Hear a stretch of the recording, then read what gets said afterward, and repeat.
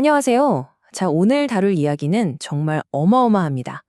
SK 하이닉스의 거대한 퍼펙트 스톰이 닥쳤는데요.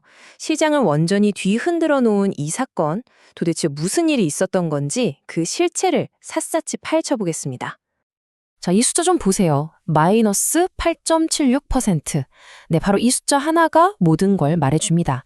단 하루 만에 우리나라 대표 기술 대기업 주가가 이렇게 폭락해버린 거죠. 도대체 무슨 일이 있었던 걸까요? 네, 이게 그냥 단순한 악재 하나 터진 게 아니었습니다. 2025년 11월 21일 시장에는 말 그대로 여러 개의 태풍이 한꺼번에 몰아치는 그런 퍼펙트 스톰이 덮친 겁니다. 오늘 이야기의 핵심이죠. 자, 그럼 첫 번째 파트입니다. 시장을 덮친 퍼펙트 스톰. 이게 정말 중요한 게 이날의 충격은 SK 하이닉스 한 군데에서 끝난 게 아니었어요.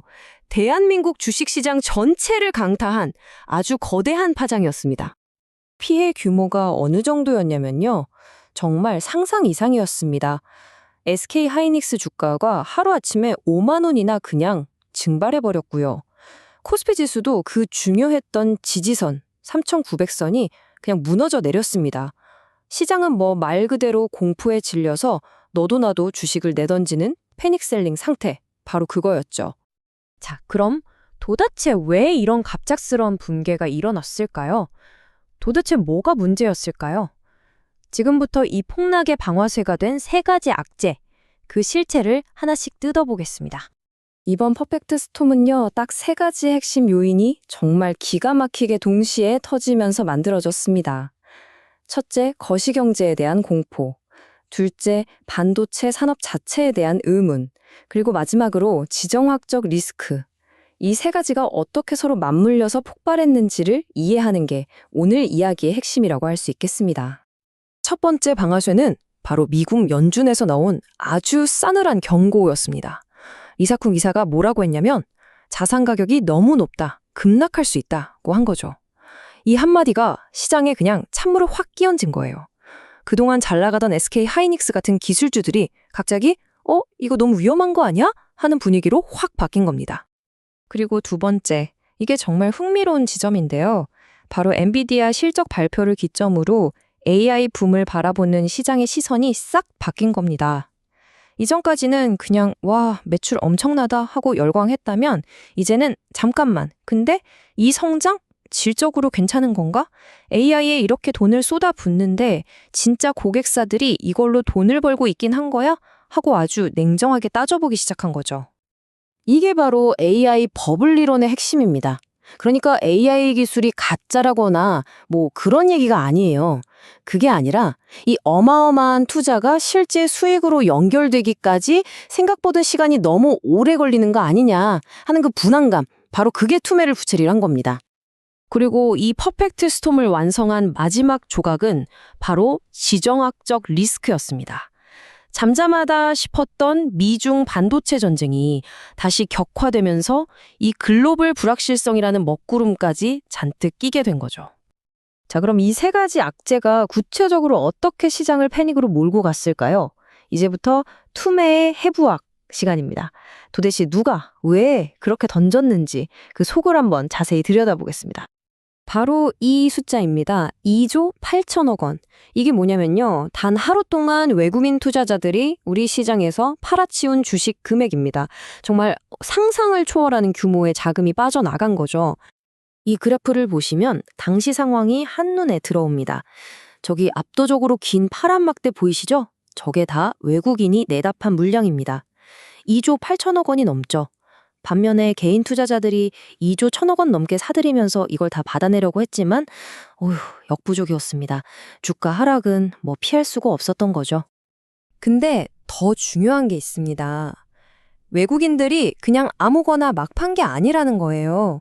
이 도넛 차트를 보시면 이날 외국인 매도 물량의 86.5%가 놀라지 마세요. 딱 두 종목, SK 하이닉스랑 삼성전자에 집중됐습니다. 이건 뭐 거의 조준 사격을 한 거나 마찬가지죠. 여기에 환율 문제까지 겹치면서 최악의 시나리오가 펼쳐집니다.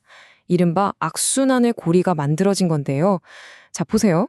원화 가치가 떨어지니까 외국인들은 환차손이 걱정돼서 주식을 팔죠. 근데 급한 돈을 달러로 바꿔서 나가니까 원화 가치는 더 떨어지는 겁니다. 이게 계속 반복되면서 붕괴 속도를 엄청나게 키운 거죠. 자, 그런데 말입니다. 여기까지 들으면 정말 암울하기만 하죠. 하지만 여기서 한번 관점을 바꿔보려고 합니다. 과연 이 시장의 공포가 이 기업이 가진 진짜 가치까지 전부 다 가려버리고 있는 걸까요? 이 질문을 한번 스스로에게 던져보셨으면 좋겠습니다. 이 모든 혼돈과 공포 속에서 과연 이 패닉이 정당한 걸까? 자, 지금까지의 부정적인 흐름은 잠시 잊고 이제 이야기의 다른 면을 한번 같이 들여다보시죠. 이 표를 보시면 핵심이 바로 드러납니다. 그야말로 두 개의 가격 이야기인데요. 시장이 공포에 질려서 매긴 가격은 52만 1,000원. 그런데 증권사에서 분석한 이 기업의 적정 가치, 즉 목표 주가는 얼마죠? 87만 원입니다. 이 엄청난 가격 차이, 이 괴리를 어떻게 봐야 할까요? 애널리스트들이 이렇게 낙관하는 데는 다 이유가 있습니다. 단기적인 시장의 공포는 그저 소음일 뿐, 이 회사의 근본적인 체력은 변한 게 없다는 거죠. 자, 보세요. 2027년까지는 공급이 부족해서 파는 사람이 왕인 판매자 우위 시장이 계속될 거고요. AI 붐 덕분에 30년 만에 가장 강력한 메모리 수요, 슈퍼사이클이 오고 있다는 겁니다. 그리고 무엇보다 HBM 시장에서의 독보적인 리더십, 이런 핵심 강점들은 이번 폭락과 상관없이 그대로라는 거죠. 자, 이제 마지막 파트입니다. 불확실성 항해하기. 한쪽에서는 시장이 공포에 떨고 있고 다른 한쪽에서는 기업의 본질 가치는 튼튼하다고 말합니다. 이 상반된 신호들 속에서 우리는 어떻게 방향을 잡아야 할까요? 한번 정리해 보겠습니다. 전문가들은 앞으로의 상황을 크게 세 가지 시나리오로 보고 있습니다. 물론 이건 투자 조언이 아니고요. 우리가 앞으로의 흐름을 전망해 볼 수 있는 일종의 생각의 틀이라고 보시면 됩니다. 거시경제 불안이 사라지면 빠르게 V자로 회복할 가능성, 아니면 한동안 안정기를 거치다 서서히 오를 가능성, 최악의 경우 빅테크들이 투자를 줄이면 추가로 하락할 가능성도 있다는 거죠. 하지만 이 모든 시나리오를 관통하는 전문가들의 공통된 의견이 있습니다. 바로 일시적인 시장의 소음과 절대 변하지 않는 기업의 장기적인 펀더멘탈을 반드시 구분해야 한다는 겁니다. HBM 시장에서의 압도적인 지배력, 그리고 곧 닥쳐올 공급 부족 상황. 이건 이번 폭락 사태와는 전혀 상관없이 그대로인 일종의 상수라는 거죠. 그래서 오늘 이야기의 결론을 이 한마디로 정리할 수 있을 것 같습니다.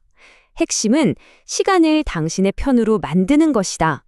시장이 공포에 휩쓸려 단기적인 시야에 갇혀 있을 때 가장 중요한 전략적 원칙은 바로 시간이라는 변수를 내 편으로 끌어오는 것. 이 깊은 울림을 주는 문장을 끝으로 오늘 분석을 마무리하겠습니다.